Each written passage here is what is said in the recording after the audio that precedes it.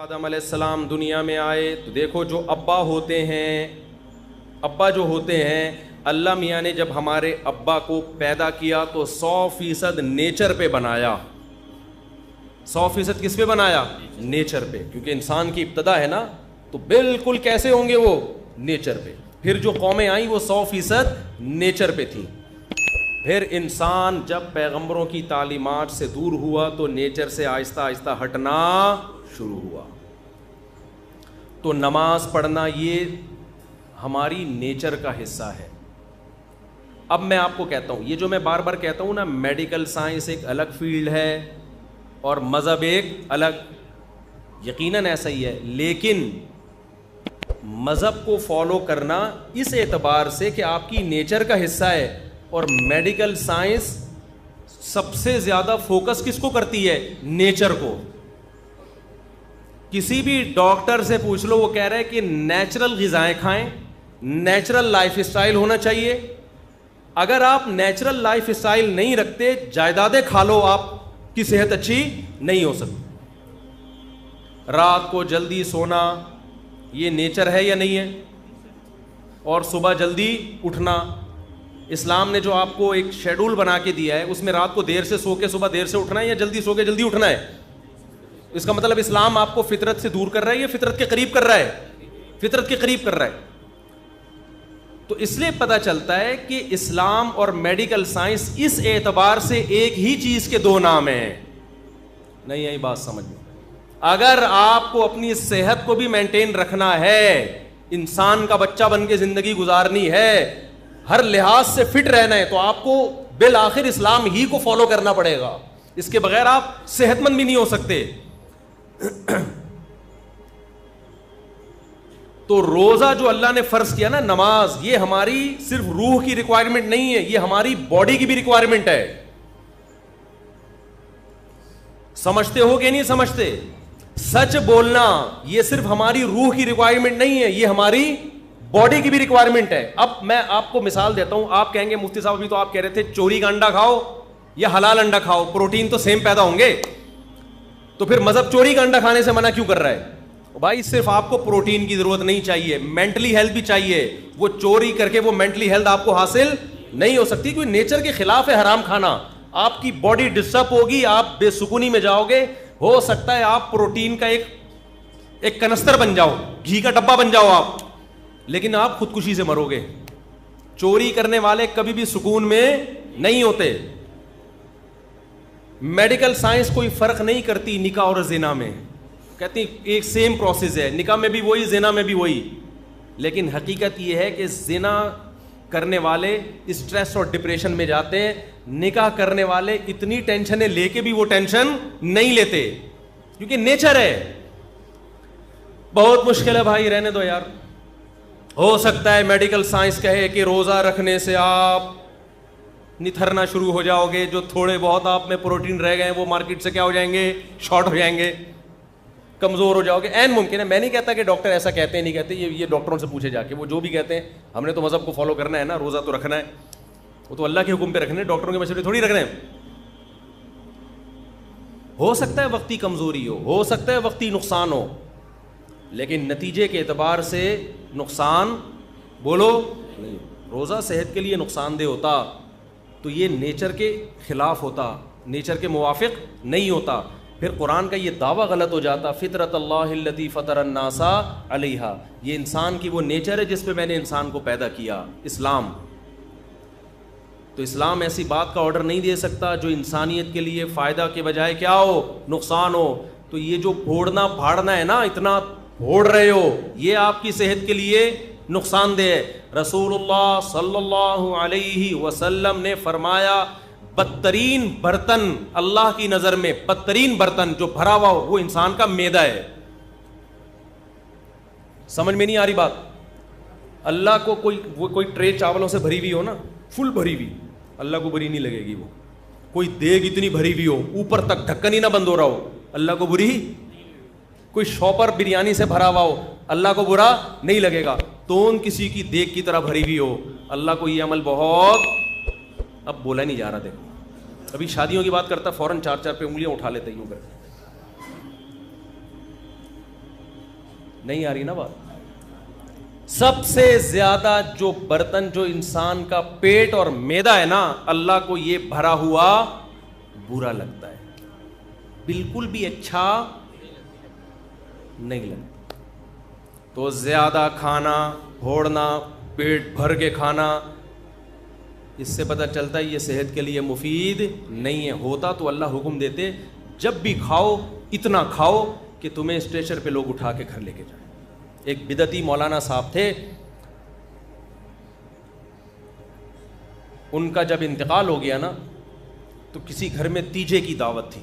تیجا 40واں ہوتا ہے نا مردوں کے کھانے، پتہ نہیں کیسے حلق میں کیسے اترتے ہیں مردوں کے کھانے لوگوں، میت کے کھانے عجیب سے ہی ہوتے ہیں یار، کھاتے کیسے ہیں لوگ؟ تو تیجے کا کھانا تھا کسی کے ہاں، تو بچوں کی ماں نے بولا کہ بیٹا آج تم بریانی کھانے جا رہے ہو، کل شریف کی بریانی ہے، سویم کی بریانی ہے، دیکھو اپنے باپ کی روح کو تکلیف نہ پہنچانا، ایسے کھانا جیسے تمہارا باپ کھایا کرتا تھا، تمیز سے کھانا، پھوڑ پھاڑ کے آنا، تاکہ تمہارے باپ کی روح کو قبر میں کیا ملے؟ سکون ملے۔ بچے گئے کھانا شروع کیا، بہت کھایا، کھائے جا رہے ہیں، ماں کی نصیحت یاد آ رہی ہے، کوئی کھانچا خالی نہیں ہونا چاہیے، اتنا کھا لیا کہ اب چلا نہیں جا رہا، مدت ذلہ العالیہ، جو سامنے آیا کھا لیا، دامت برکاتہم العالیہ، جو ملا کھا لیا، کھا کے جب یہاں تک اب چلا ہی نہیں جا رہا تو ان کا خیال ہوا اب دو بندے نا ان کو سہارے پہ لے کر آ رہے ہیں، پاؤں کھسٹ رہے ہیں زمین، ان کا خیال ہوا ماں کی طرف سے آج شاباش ملے گی۔ جب گھر میں گئے ماں نے ایک تھپڑ لگایا، بغیر تو تمہارا باپ اسٹریچر پہ لوگ اس کو اٹھا کے لاتے تھے اور تم چل کے آ رہے ہو، تم نے باپ کی روح کو تکلیف پہنچائی۔ یہ تو ایک چٹکلا ہے، لیکن آپ شادیوں میں کھانے کا حساب کتاب دیکھو، بہت افسوس ہوتا ہے، میں آپ لوگ کے علاوہ کی بات کر رہا ہوں، آپ کو تانے نہیں دے رہا، خدا کے بندو اپنی پلیٹوں میں اتنا بھرا کرو جتنا تمہارا پیٹ ہے، اتنا بھر لیتے ہیں بعض لوگ ہوس میں کہ کہیں اگلی ٹرپ میں ختم نہ ہو جائے۔ عزت کے ساتھ دو نوالے کھا لینا جس میں آپ کو لیگ پیس نہ ملے، یہ ان بھری ہوئی پلیٹوں سے جس میں کوئی کیمرہ لگا کے دیکھ رہا ہو تو آپ کی عزت جائے، خدا کی قسم یہ دو نوالے بہتر ہیں اس سے۔ تو اللہ تعالیٰ کیا چاہتے ہیں؟ مسلمان طبیعت سے پھوڑا کریں یا تھوڑا کھایا کریں؟ تو ہماری جو نیچر ہے نا، جو قدیم مذہب ہے، قدیم مذہب اسلام ہے، روزے ہیں، اس میں کم کھانا ہے، زیادہ کھانا نہیں ہے۔ انسان جب دنیا میں آیا کم کھاتا تھا، بعد میں پھوڑنا پھاڑنا شروع کیا اس نے۔ اللہ ڈاکٹروں کو بھی ہدایت دے، ہم سے تو اچھے ہی ہوں گے، میں میڈیکل سائنس میں ٹانگ نہیں اڑاتا، ڈاکٹروں کی فیلڈ ہے۔ جب کو غریب آدمی بھی جائے گا، یہ بھی کھا لو، وہ بھی کھا لو، یہ بھی کھا لو، یہ صبح یہ کھایا کرو۔ ہم جب اسکول میں پڑھتے تھے تو سائنس کا ٹاپک جب آیا نا تو اس میں ناشتے میں کیا ہونا چاہیے، یہ اتنے مکھن، اتنے ڈبل روٹی، اتنے فلانا، اس پر ڈبل روٹی بھی ہوتی تھی اس میں، اب تو شاید ڈبل روٹیاں نکال دی ہیں ڈاکٹروں نے۔ پھر دوپہر یہ ہونا چاہیے، پھر شام کو یہ ہونا چاہیے۔ ہم نے کہا بے بھائی یہ کیا کر رہے ہیں، یہ کیا کیا کھلا رہے ہیں ہم کو، لیکن ہم سمجھتے تھے کہ یہ ضروری ہے صحت کے لیے۔ ہمیں قرآن میں، حدیث میں 2 ٹائم کے کھانے کا تذکرہ ملتا ہے۔ ناشتے کا لفظ عربی زبان میں، قدیم عربی میں نہیں ہے، یہ بعد میں آیا ہے۔ یہ گوروں کے، انگریزوں کے دنیا پہ جب حکومت ہوئی ہے نا، اس کے بعد ناشتہ بھی آیا، چائے بھی آئی، بسکٹ بھی آئے، ڈبل روٹیاں بھی آئی۔ یہ مسلمانوں کا کلچر نہیں ہے۔ ہمارا کلچر نمکین لسی تھا، کولڈ ڈرنک نہیں تھا۔ ہمارا کلچر روٹی تھی، اور وہ بھی بغیر چھنے آٹے کی روٹی، چکی کے آٹے کی روٹی۔ باپ دادا سے پوچھ لو اپنے، ڈبل روٹیاں ہمارا کلچر نہیں تھا۔ یہ گوروں کے آنے کے بعد ہم، کیونکہ وہ تو، ہم تو اسلام کو فالو کرتے تھے نا، ہمارے باپ دادے، ہمارے حضرت فرمایا کرتے تھے ہم ناشتہ جانتے نہیں تھے ہوتا کیا ہے، ہمیں تو بعد میں جب انگریز آیا ہے نا، ہمارے باپ دادے بتایا کرتے تھے، وہ اس وقت بھی ہمارے حضرت کے دور تک ناشتہ کا رواج نہیں تھا۔ اب صبح اٹھ کے کہتے ہیں کھانا بہت ضروری ہے، خالی پیٹ نہیں رہنا چاہیے۔ کچھ بھی نہیں ہوتا میرے بھائی خالی پیٹ سے، بھوک سے لوگ نہیں مرتے، بہت کم ریشو ہے بھوک سے مرنے والوں کا۔ جتنے لوگ مر رہے ہیں نا، کھا کے مرے ہیں، سارے کھا کے مرے ہیں۔ شوگر بھوکا رہنے سے ہوتی ہے، کھانا کھانے سے ہوتی ہے۔ اچھا لوگ میرے بیان پہ جب اعتراض کرتے ہیں تو ان سے میں ایک بات کہتا ہوں, کائنڈلی کسی بھی چیز کی پوری تحقیق کر لیا کریں اور بندے کا مطلب سمجھا کریں. میں نے ایک دفعہ بیان میں کہا جو میٹھا بہت کھاتے ہیں شوگر ہوتی ہے, تو کسی نے کہا میٹھا کا شوگر سے کوئی تعلق نہیں ہے. مجھے پتا ہے میٹھے کا شوگر سے کوئی تعلق نہیں ہے, میٹھا کھانے سے شوگر نہیں ہوتی, لیکن میٹھا کھانے سے وزن بڑھتا ہے, اور وزن بڑھنے سے کیا ہوتی ہے, شوگر. تو اتنے بیوقوف ہم ہیں نہیں جتنے لوگ سمجھ رہے ہیں ہمیں. میٹھا کھانے سے وزن تو بڑھے گا نا, اور وزن تو ہر بیماری, کینسر وزن بڑھنے سے ہوتا ہے. تو اتنے بیوقوف ہم ہیں نہیں, تبصرہ کرنے سے پہلے تھوڑا سا سوچ لیا کرو. ویٹ بڑھنا ہے, ویٹ تو ویٹ کھانا کھانے سے بڑھتا ہے یا کھانا چھوڑنے سے بڑھتا ہے؟ کھانے سے بڑھتا ہے, کھانے سے بڑھتا ہے. اوپر جتنے جائیں گے نوالے اتنا ویٹ بڑھے. تو اس لیے میں جو اصل بات, یہ میرا آخری بیان ہے نا آج کرنے, پھر میرا سفر ہے, پھر میں رمضان میں آؤں گا, یعنی بیچ میں آؤں گا رمضان کی. سنو میری بات, آخری بات بالکل سچی مچی کی آخری. دیکھو یہ جو رمضان ہے نا, اللہ نے آپ کو موقع دیا ہے روحانی طاقت کے لیے بھی اور جسمانی طاقت کے لیے بھی. اس رمضان میں روحانی کام بھی کرو, گناہ چھوڑو. کیا کرنا ہے؟ تمام کبیرہ گناہوں کی لسٹ بنا لو. یہ کرتا ہوں, فحش فلمیں آج کل بہت نوجوانوں میں رائج ہو گئی ہیں, اس کو گناہ سمجھنا چھوڑ دیا ہے. یہ گناہ, ماں باپ کے ساتھ بد کلامی, بہنوں کی وراثت نہیں دے رہا, جھوٹ بولنا, سارے گناہوں کی. ہمارے استاذ کہا کرتے تھے گناہوں کو نا ڈائری میں لکھو, لسٹ بناؤ کہ میری زندگی کا عزم ہے کہ ان گناہوں کو میں نے اپنی زندگی سے نکالنا, اس کے لیے پلاننگ کرو. تو رمضان سے بہترین پلاننگ کا ٹائم آپ کے پاس کوئی بھی نہیں ہے. سمجھتے ہو؟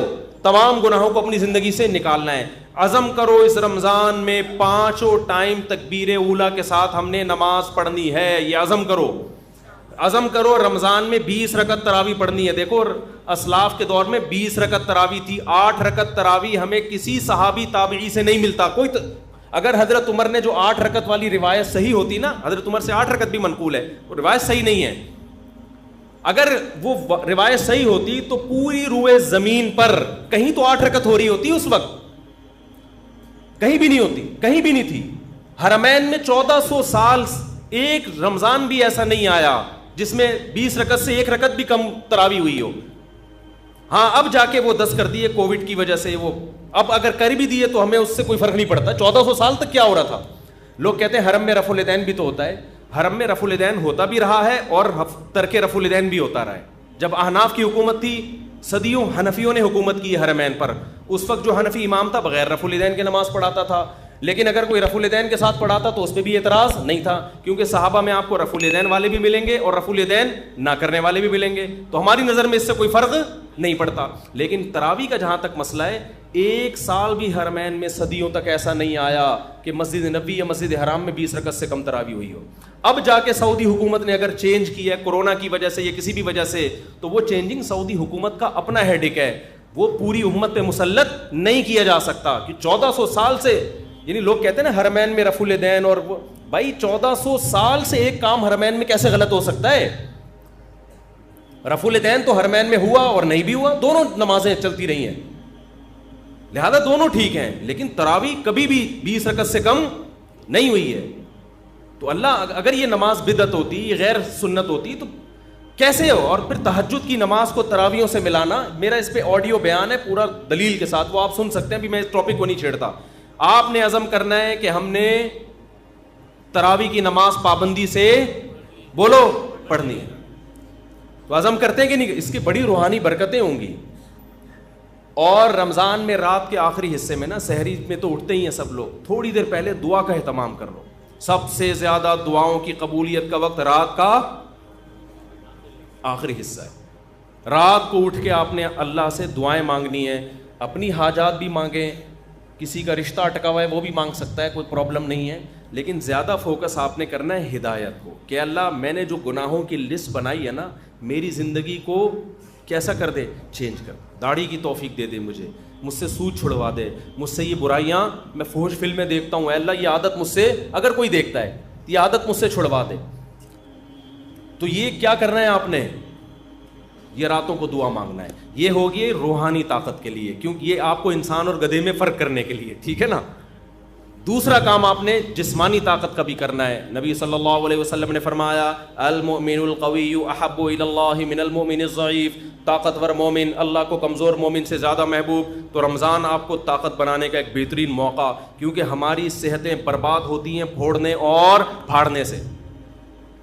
پھوڑنے کا مطلب کھا لیا, اور پھاڑنے کا مطلب 6 گلاس لسی کے اس کے اوپر. تو آپ نے کھانے پہ کنٹرول کرنا ہے رمضان میں. اللہ تعالیٰ آپ کو عادت ڈال دیتے ہیں کہ صبح سے لے کے شام تک آپ بھوکے رہتے ہیں. عام دنوں میں یہ پاسبل نہیں ہوتا, بھوکے رہنے کی عادت پڑ جاتی ہے. تو اس عادت کو مینٹین کریں, بھوکے رہنے سے کوئی نقصان نہیں. اچھا یہ ذہن میں رکھو, بہت سے لوگ کہتے ہیں رمضان میں ہمیں کمزوری ہو رہی ہے. کمزوری نہیں ہوتی, چونکہ ہمیں میٹھا کھانے کی عادت پڑ چکی ہوتی ہے. گلوکوز لیول سے, گلوکوز ہر وقت باڈی میں بھرا رہتا ہے, تو میٹھا بھی ایک نشے کی طرح ہے. جب وہ نہیں ملتا تو انسان کو پریشانی ہوتی ہے, اس پریشانی کو وہ ویکنیس سمجھتا ہے. جن کو میٹھے پھوڑنے کی عادت ہے نا, روزانہ 6 لڈو کھاتے ہیں, ان کو جس دن 5 لڈو ملے نا, ان کو کمزوری محسوس ہوگی. مجھے لڈو کھانے کی عادت نہیں ہے, مجھے لڈو نہ ملے مجھے کوئی کمزوری نہیں ہوتی. تو میٹھے کی عادت پڑتی ہے, تو جب وہ میٹھا نہیں ملتا تو کمزوری محسوس ہوتی ہے. وہ کمزوری